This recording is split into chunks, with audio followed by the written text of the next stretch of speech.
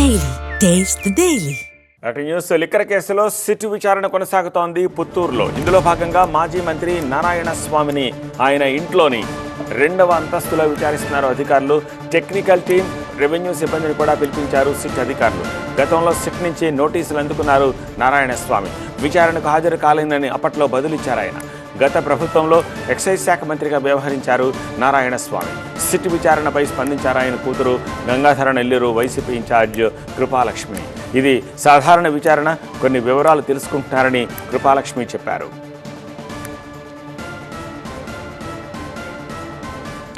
మరింత సమాచారం మా ప్రతినిధి రాజు అందిస్తారు. రాజు, ప్రస్తుతం మీరు నారాయణ స్వామి ఇంటి దగ్గరే ఉన్నట్టున్నారు. ఎంతసేపటి నుంచి జరుగుతోంది, ఏం జరుగుతోంది విచారణ, ఏమిటి డీటెయిల్స్? అంటే దాదాపు 3 గంటలుగా విచారణ అయితే కొనసాగుతుంది. గత ప్రభుత్వంలో 5 ఏళ్లు ఎక్సైజ్ శాఖ మంత్రిగా ఉన్నటువంటి మాజీ డిప్యూటీ సీఎం నారాయణ స్వామి ఇంట్లో అయితే సోదాలు కొనసాగుతున్నాయి. 9 మంది సిట్ సిబ్బందితో పాటు రెవెన్యూ టెక్నికల్ సిబ్బంది కూడా కొద్దిసేపటి క్రితమే నారాయణ స్వామి ఇంట్లోకి వెళ్ళారు. 2వ అంతస్తులో విచారణ అయితే కొనసాగుతుంది. అయితే ఈ కేసుకు సంబంధించి ఏపీ లిక్కర్ స్కామ్ గత ఏడాది సెప్టెంబర్లో సిఐడి నమోదు చేస్తే ఈ ఏడాది ఫిబ్రవరిలో అంటే సిట్ ప్రత్యేక బృందం కేసును దర్యాప్తు చేపట్టింది. దాదాపుగా ఇప్పటికే 48 మంది పైన ఛార్జ్షీట్ దాఖలు చేసింది, 12 మందిని అరెస్ట్ చేసింది.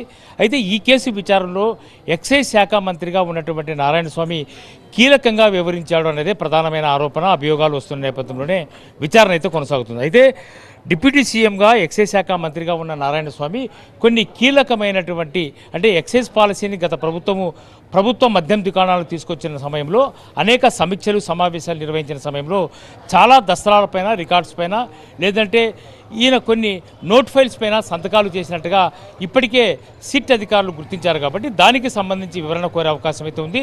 అందుకు సంబంధించి డీటెయిల్డ్ ఇన్ఫర్మేషన్ని చేపట్టే పరిలోనే ఎక్సైజ్ అధికారులకు సంబంధించినటువంటి ఎక్సైజ్ శాఖలో గత 5 ఏళ్లు ఏం జరిగింది అన్న దానిపై పూర్తి వివరాలు సేకరించే పనులు అయితే సిట్ అధికారులు ఉన్న పరిస్థితి కనిపిస్తుంది. అయితే ఇప్పటి వరకు కూడా విచారణలో నారాయణ స్వామి గతంలో అంటే జూలై 21న ఈయనకు నోటీస్ ఇచ్చారు, విచారణకు హాజరు కమ్మని చెప్పేసి సిట్ అధికారులు కోరారు. అయితే అప్పుడు ఆరోగ్యం సహకరించట్లేదు అని చెప్పేసి సిట్ అధికారులకు విజ్ఞప్తి చేసిన నేపథ్యంలోనే నేరుగా సిట్ అధికారులు ఇక్కడికి వచ్చి విచారణ చేస్తున్నారు. అయితే సిట్ విచారణకు పూర్తిగా నారాయణ స్వామి సహకరిస్తున్నాడా లేదా అన్నది మాత్రం ఇప్పటి వరకు బయటికి సమాచారం రాకపోయినా ఖచ్చితంగా సిట్ అధికారులు మాత్రము లోతైన దర్యాప్తు కొనసాగుతుంది. ఎందుకంటే ఇప్పటికే ఒక ఛార్జ్షీట్ వేశారు, అడిషనల్ ఛార్జ్షీట్ కూడా ఇప్పటికే దాఖలు చేసిన నేపథ్యంలోనే ఫైనల్ ఛార్జ్షీట్ వేయాలంటే ఎక్సైజ్ శాఖ మంత్రిగా ఉన్నటువంటి నారాయణ స్వామి తీసుకున్న నిర్ణయాలంటే నోట్ ఫైల్స్లో చాలా వరకు ఆయన సంతకాలు ఏ రకంగా చేశారు, అధికారులతో సమీక్షల సమావేశాల్లో ఏ రకంగా ప్రభుత్వ నిర్ణయాలని అమలు చేసే విధంగా నారాయణ స్వామి అధికారులకు ఆదేశాలు జారీ చేశారు. ఈ వ్యవహారాల్లోనే పూర్తి స్థాయిలో దర్యాప్తు కొనసాగుతున్న నేపథ్యంలోనే దాదాపుగా 3 గంటల పాటు విచారణ కొనసాగుతుంది. మరి ఈరోజు సాయంత్రం వరకు విచారణ కొనసాగే అవకాశం ఉన్నట్టుగా మనకున్నటువంటి సమాచారం. అయితే ఇప్పటికే ఈ కేసులో 12 మందిని అరెస్ట్ చేశారు. కాబట్టి మళ్ళీ నారాయణ స్వామిని అరెస్ట్ చేసే 13వ వ్యక్తిగా ఈ కేసులో ఉండే అవకాశం అయితే ఉంది.